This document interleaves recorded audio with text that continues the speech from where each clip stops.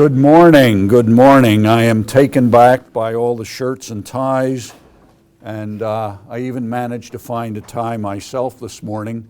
Looks a little bit like Elizabethtown prep, and maybe at these prices, maybe that's what we should call it, I don't know.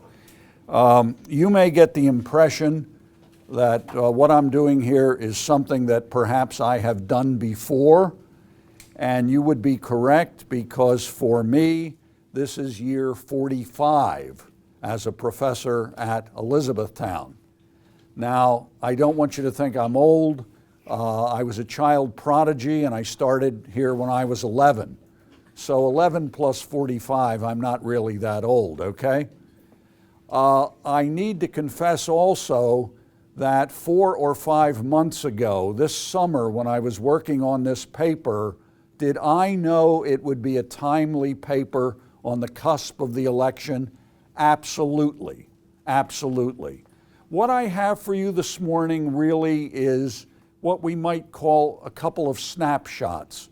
One is from class conflict in 1935, and another is class conflict in 2012. Chris suggests that we have about 45 minutes.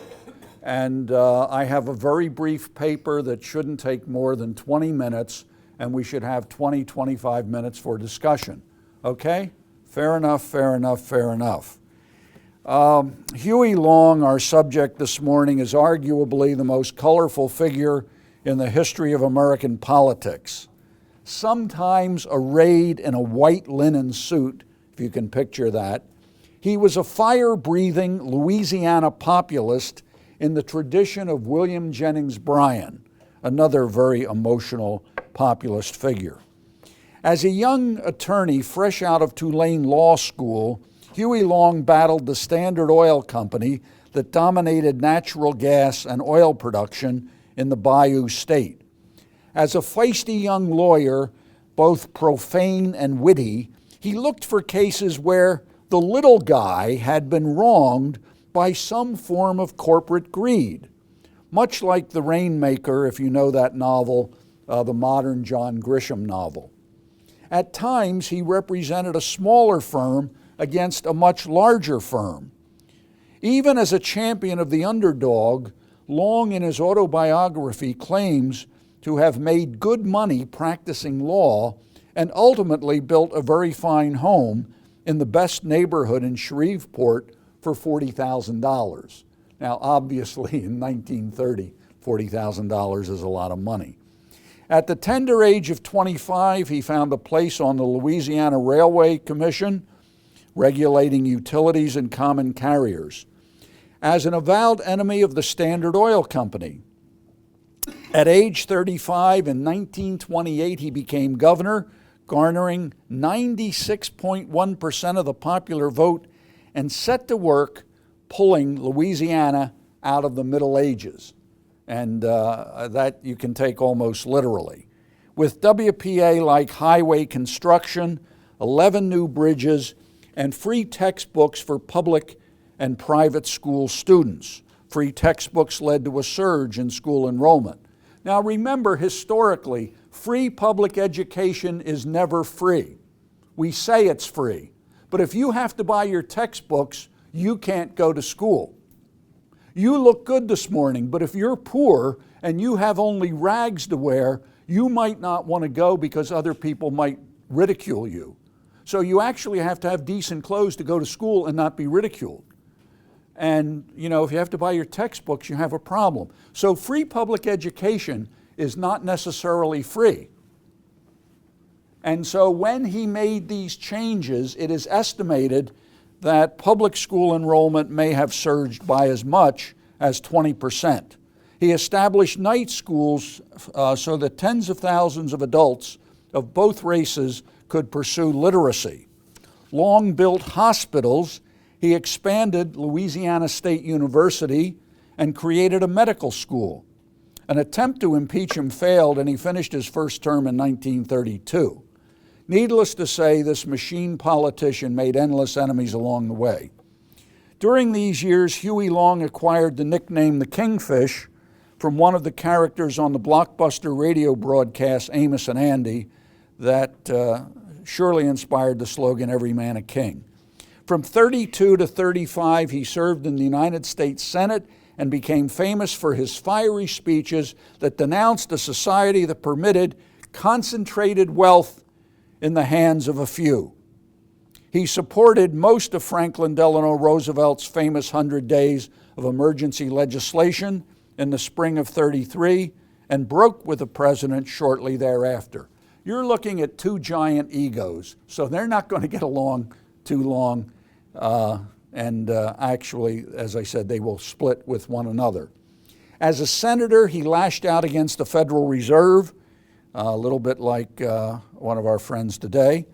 Huey Long became famous for the use of the filibuster, particularly as a vehicle for launching attacks on his enemies.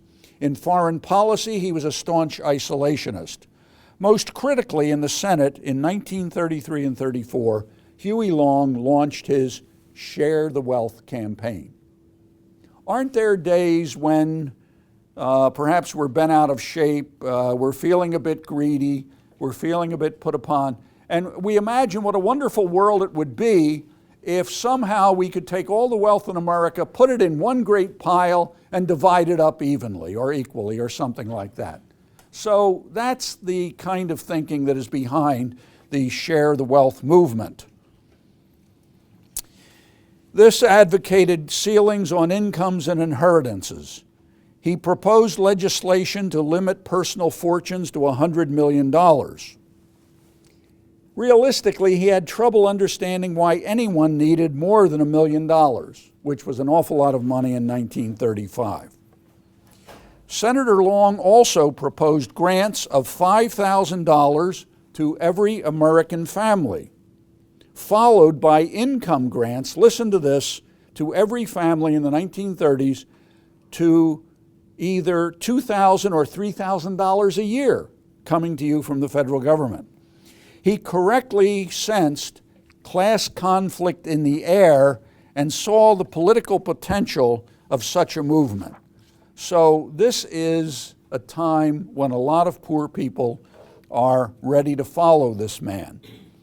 If you would like some quotes from him, if you go online, just punch Huey Long into Google, you'll get a lot of wonderful quotes. Two of my favorite quotes are these. The time has come for all good men to rise above principle. Think of that. The time has come for all good men to rise above principle. Another one of his quotes I enjoy. One of these days, the people of Louisiana are going to get good government and they aren't going to like it. You see, one of the problems with Huey Long is that he's brutally corrupt. Does he take Louisiana out of the Middle Ages? Yes, he does. Here are highways, here are schools, here are hospitals. He does a great deal of good, and he's as crooked as the day is long. So what do you do with him? See, he's doing a lot of good, but there are also lots of problems. History records that his Share the Wealth movement grew exponentially. In a few years, there were 27,000 clubs in the United States with 7.5 million members. In many respects, the purposes were ill-defined. Other popular programs that were related to Share the Wealth include the promise of free college education for all. Does that ring a bell? 1 month vacation for all workers, which sounds European. And a 30-hour work week to boost employment. During the Depression, the Kellogg cereal people, you're all familiar with Kellogg cereal, Snap, Crackle, Pop, all that good stuff, out in Battle Creek, Michigan said, look, we've got thousands of employees, and this is the Great Depression of the 30s, and people are going to get laid off, but we have a better plan. How about if everybody in town who works for Kellogg's just works 4 days a week? Okay? If everybody does 4 times 8, 32 hours, nobody gets laid off. Okay? And that was a brilliant innovation on the part of Kellogg, and it's the sort of thing that Huey Long was promoting also. In 1934, Huey Long debated Norman Thomas, who was the head of the Socialist Party in America, and Long denied that his Share the Wealth campaign was socialist. Long could not abide attacks on private property or avowed atheism, ideas that he considered basic beliefs of socialism. Norman Thomas, the head of the Socialists, was the man who said, FDR carried out socialism, he carried us out on a stretcher. With a decided ability to excite crowds with vibrant speeches and a soak-the-rich campaign, attracting 8 million voters, and with a need to hire 60 stenographers to respond to thousands of letters pouring into his Senate office, it seemed only logical that he would begin to look at the White House. Wasn't this the Great Depression? Wasn't recovery moving at a snail's pace? Wasn't 25% of the workforce unemployed? Taking on Roosevelt and the Democratic Party, and the Democrats were rapidly becoming the majority party at this time, was no small task. In fact, hadn't FDR, the patrician as populist, once said, the malefactors of great wealth are aligned against me and I welcome their hatred. As the election of '36 approached, it looked as though the kingfish might ally himself with Father Coughlin, the charismatic radio priest from Royal Oak, Michigan. We can say more about that later. Two historians who have studied Senator Long, T. Harry Williams published a biography in '69, and Alan Brinkley a book in '82, have suggested that a proposed run in 1935 had to be taken seriously. The New Deal seemed to be stumbling a bit and getting stiff opposition from the Supreme Court. In addition, there was considerable thunder on the left, from Dr. Townsend's old age revolving pension plan, to say nothing of Big Bill Lemke and the Wisconsin La Follettes and so on. The Democratic National Committee, from their perspective, prior to the availability of modern polling, estimated that Long could garner between 3 and 4 million votes as a third-party candidate. Of course, before this political drama could unfold, Huey Long was assassinated by an irate husband. Huey Long, with endless flaws and virtues, was a womanizer. And Dr. Weiss, a dentist, took exception to that.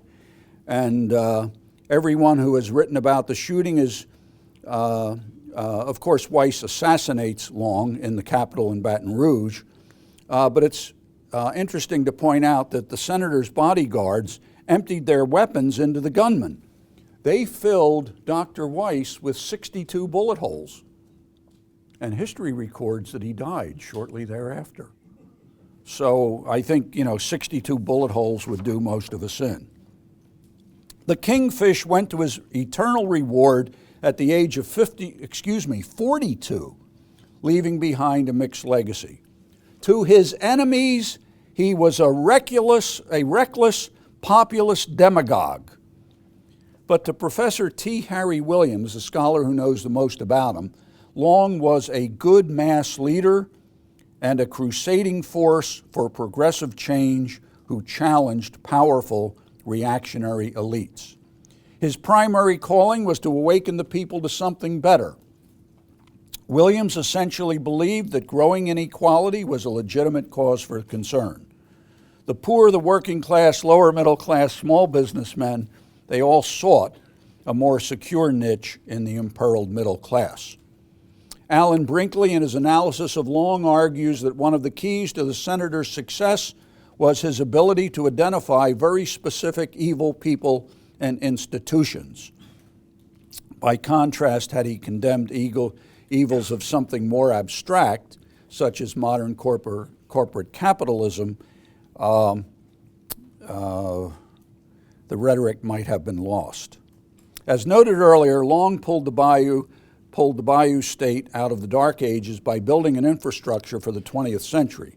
At the same time, he created a massive political machine that was notoriously corrupt. Most fascinating for the purpose of this paper, Huey Long identified an issue that resonated with millions of Americans: jealousy over inequality of income, wealth, and inheritances. Jealousy. The stark photos of Walker Evans still remind us of the suffering of rural America.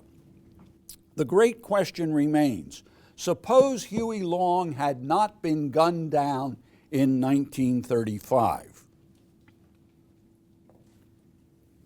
How far would he have gone? Suppose he had lived through at least 1940. How far would the campaign have gone? And it's important to recognize that his support cannot be measured by the votes themselves. One thing you have to notice is that when we collect votes and we count votes, it does not really measure the passion. You could be enormously passionate as you cast your vote. You could be totally indifferent as you cast your vote, but each shows up on the machine as one vote. But you're not the same because you care enormously and you happen to be indifferent. So the passion of a William Jennings Bryan, the passion of a Huey Long really, really matters.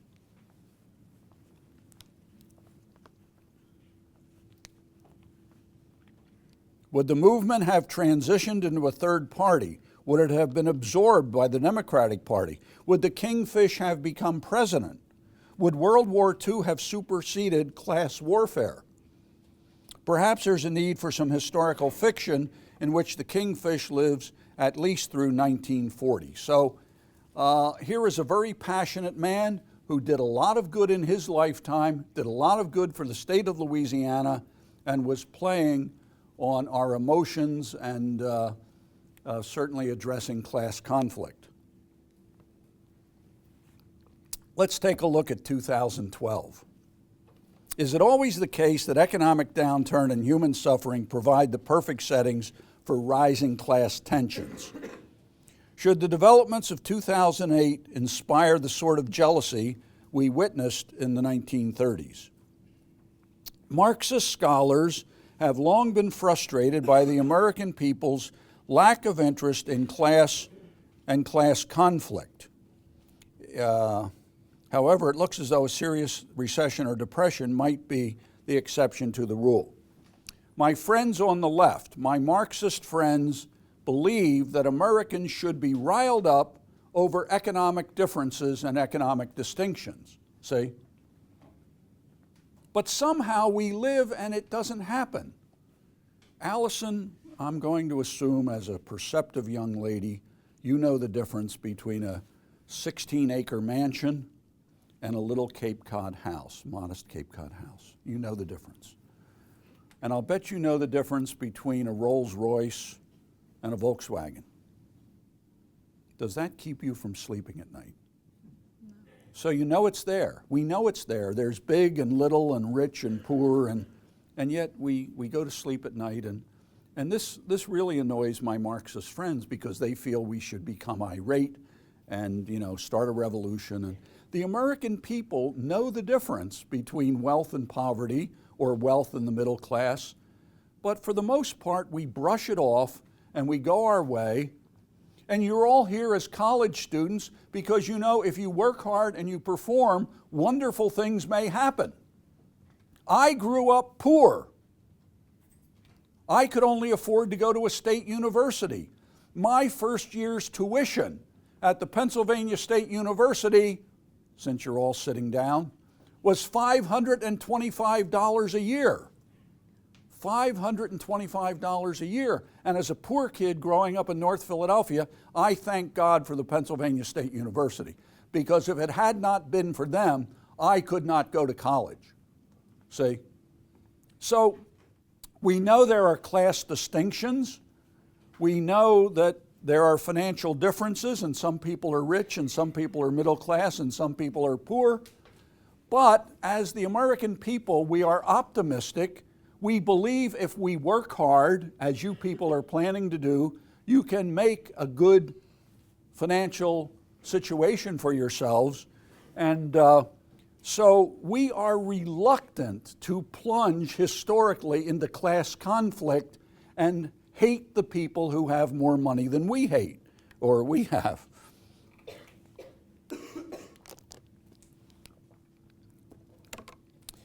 I actually know a Democratic insider, someone in a position to overhear prominent Democrats talk.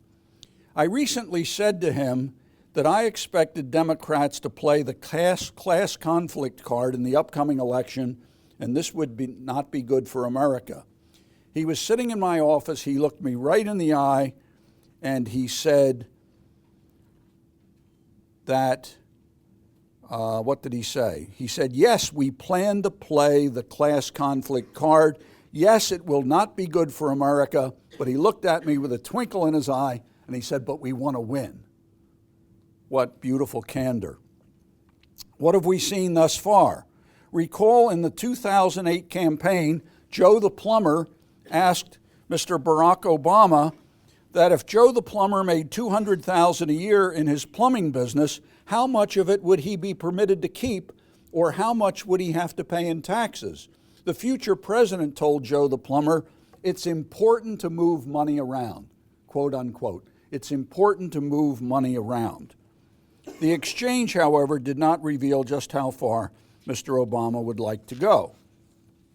Now, if you look around the world, there are some interesting examples, and we should see how far some would like to go. If we go to the British Isles for a moment, there is James Herriot, the famous Yorkshire vet. You remember his books, All Creatures Great and Small. Very famous author a few decades ago. And this man, when he made money as a publisher and author, at the height of his career was taxed at 92%. James Herriot, the author vet, paid 92% tax on his income. His accountant urged him to move to an offshore island to evade the tax, but Herriot refused.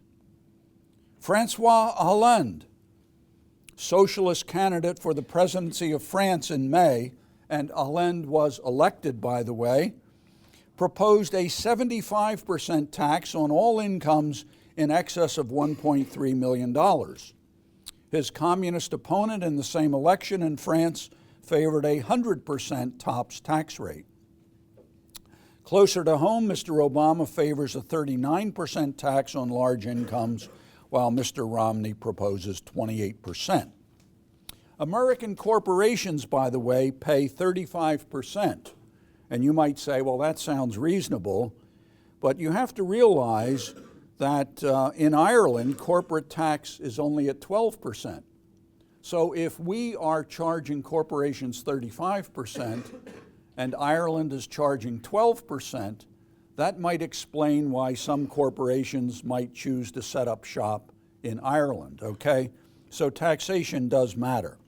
One thing is clear, when citizens talk about leveling, they often have many different levels in mind. Furthermore, is leveling done to promote economic justice, or is it simply driven by a visceral hatred of the rich? Does it help anyone to remember that wealthy philanthropists have created and endowed the majority of our colleges and universities? The building you are in this morning, the seat you are in this morning, has been provided by a wealthy graduate of Elizabethtown College, okay? This is where our colleges and universities come from. So I often wonder if it makes sense to just hate the rich for the sake of hating the rich. Taxation levels were brought to attention when financier Warren Buffett discovered that his personal secretary, who made $50,000 a year, was paying a higher percentage to internal revenue than he was. Buffett said this wasn't right and he should be taxed more. What he neglected to mention, of course, that he no doubt hires tax lawyers and accountants to reduce the percentage he pays. The same sort of inequity was noted during the Republican primaries when the wealthiest candidate, Mr. Romney, was paying a lower percentage to the IRS than some of his less wealthy opponents. The Occupy Wall Street movement, launched in the fall of 2011, which is last fall, by a nameless and therefore egalitarian leadership, spread through many cities and generated considerable press coverage, most of it quite positive. While the movement thus far has intentionally not generated a paper or particular philosophy, there has been a lot of sloganeering that generally focused on Wall Street greed and corporate greed. The implication clearly was that the mess on Wall Street in 2008 was essentially responsible for the ensuing economic downturn, high rates of unemployment, and growing income inequality. Note, no one dared to tie the downturn to Freddie Mac or Fannie Mae or former Congressman Barney Frank or former Senator Chris Dodd. While each Occupy site had its own personality, New York City attracted members of every conceivable protest movement since 1962. And the clear undercurrent was one of pronounced class conflict. This was ultimately articulated as the 99% versus the 1%. Now let me tell you, I was trained, my PhD is really in economic history. I am not technically an economist, but you don't have to be an economist to understand that if we're going to divide 1% and the 99%, I'm going to tell you a secret. There's an awful lot of wealth sitting in the 99%, okay? Don't assume that 99% of America is poor. A good portion of that 99% is indeed quite wealthy. So 1 versus 99 makes no economic, no financial sense at all, okay? Let's understand that. It seemed as though the warm weather might bring some of these patriots back, and in March, in New York City in 2012, police arrested protesters who attempted to carry bedrolls into the park. The movement broke new ground by shutting down Boeing aircraft in Seattle for a day. Then mysteriously, Occupy Wall Streeters seemed to vaporize. June, July, August, September brought almost nothing. No declaration of victory, no admissions of defeat, nothing. They did not resurface at the Republican convention. The last gasp rally was on September 16 in New York City. From the perspective of this author, the meteoric Occupy movement might have been divided into 3 categories. First, New York has a wide variety of leftists available to raise hell at a moment's notice over just about any injustice one might conjure up. Second, there are those who have lost jobs or who are underemployed and are suffering serious economic pain. Third, there is a youth movement, a youth element that has been buried under student loans, and they struggle to see how they will ever get out from under. Another consideration for these young people is that they are unlikely to ever have the wealth that their parents have had. This is a shattering realization for many. Very recently in the New York Times, a liberal columnist, Andrew Ross Sorkin, September 18th, 2012, said, and I quote, "But now, 12 months later, it can and should be said that Occupy Wall Street was," and I quote, "a fad." A fad.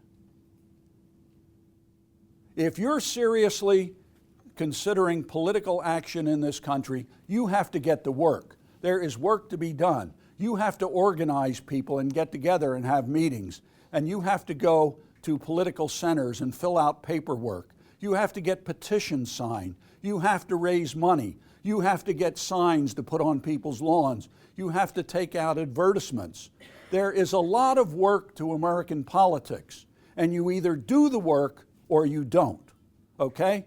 I am actually a politician. I have run for office. I even brought some of my literature with me today, but I don't think you really need it. But the fact is, when I ran for office, there were a lot of people working for me, and there was work to be done. If you don't do the paperwork, if you don't raise money, if you don't sign petitions, if you don't do the work that needs to be done, all you're doing is street theater. Let's go out in the streets and F this and F that and F everything else and, screw Wall Street and, that's street theater. If you're serious, you have to get to work. And I know that because I've been in it.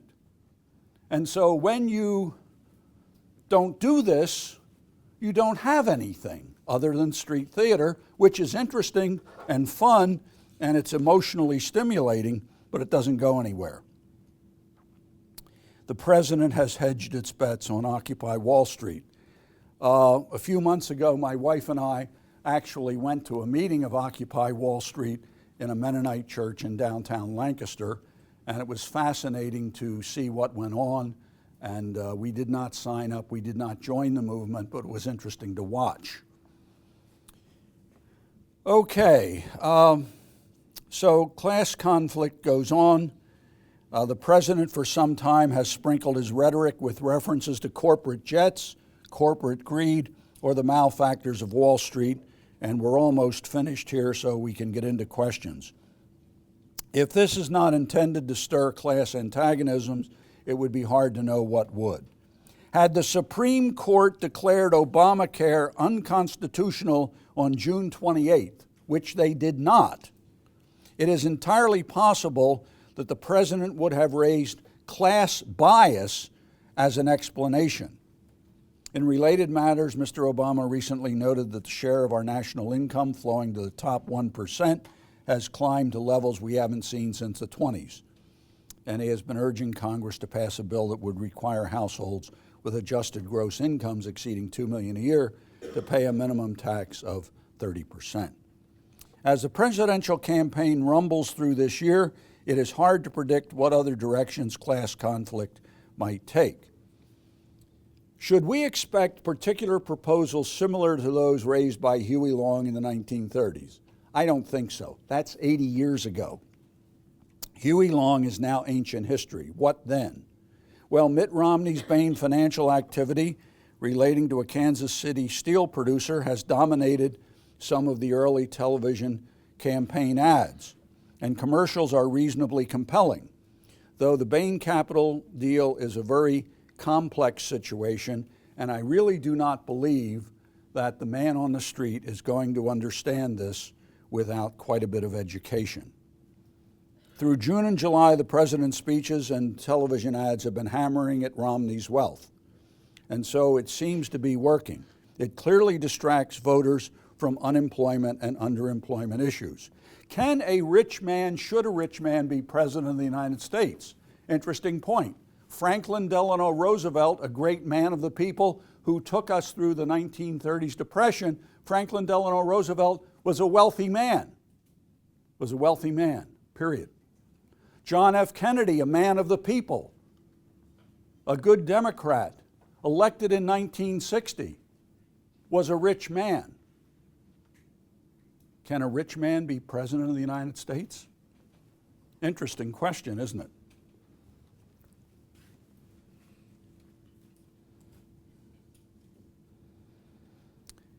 Well, what else might happen?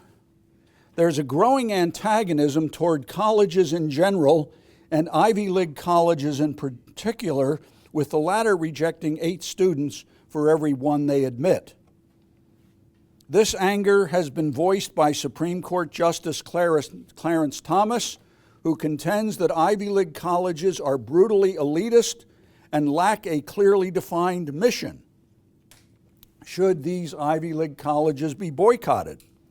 Even Drew Gilpin Faust, a woman who is a historian and is the president right now of Harvard College, recently said, if all we're doing with students at Harvard College is training people for Wall Street, then we have strayed from our initial purpose and calling. Interesting. Is higher education there to do anything other than prepare people for Wall Street? What about the Seven Sisters, Bryn Mawr, Mount Holyoke, Barnard, all those schools? What about the super selective liberal arts like Amherst and Swarthmore? What do we do with these schools? What about exclusive neighborhoods like Rye outside of New York, or the Hamptons on Long Island, or Bryn Mawr or Gladwin outside of Philadelphia, or Princeton, New Jersey? Should these neighborhoods be trashed? What about rarefied resorts such as Martha's Vineyard in Nantucket?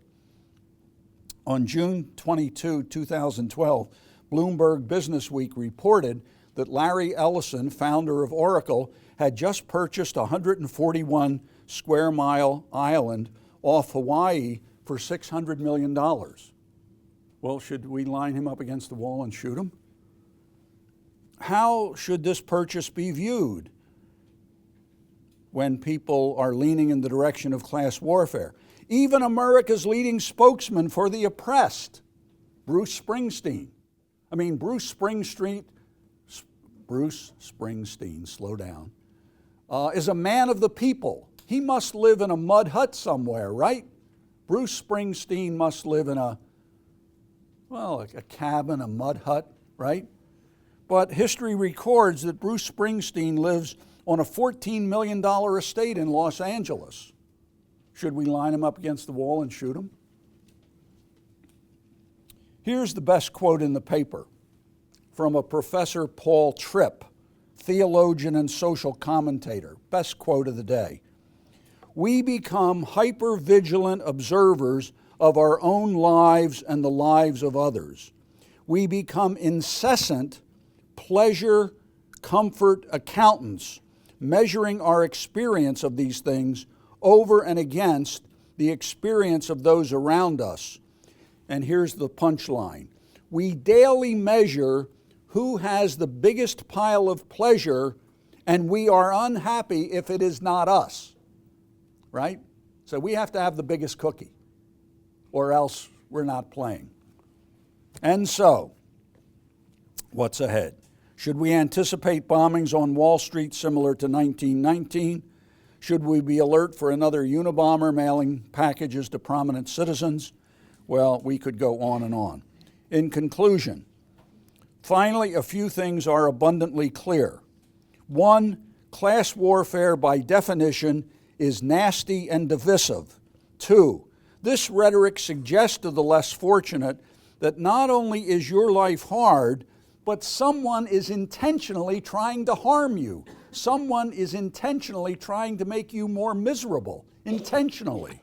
Nice thing to say to people. Rather ugly thought.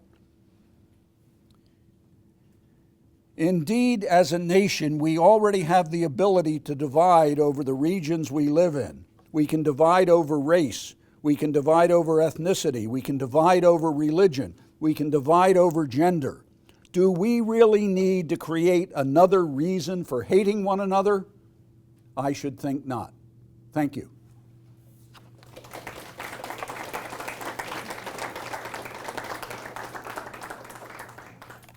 Now we have some time, and if you have some questions, I will try to answer.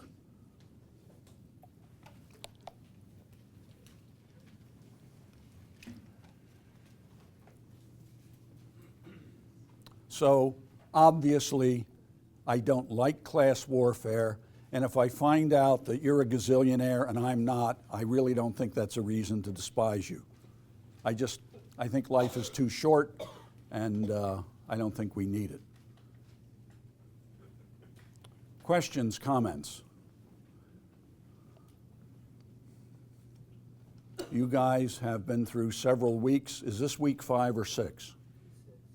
6. And you know, if you raise questions, you extend the length of the session.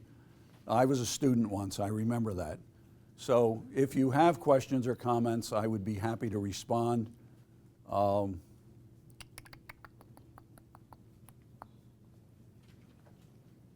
So the point, in summary, is that whether we look at Huey Long or 2012, class conflict does not rear its head very often. Most of us don't want to live in a world with class conflict. Most of us don't want another reason for hating one another. Okay? You've been a very good audience. Thank you very much.